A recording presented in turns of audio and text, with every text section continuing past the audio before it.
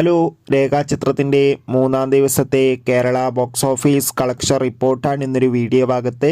വീഡിയോയിൽ വരുമ്പോൾ video like ചെയ്യുക, ചാനൽ സബ്സ്ക്രൈബ് ചെയ്യുക. ജനുവരി മാസം ഇനി ധാരാളം ചിത്രങ്ങൾ അങ്ങോട്ട് OTT റിലീസ് ചെയ്യും. നമ്മുടെ ചാനൽ ഭാഗം പരിശോധിച്ചാൽ നിങ്ങൾക്ക് കാണാൻ വേണ്ടി സാധിക്കുന്നതായിരിക്കും.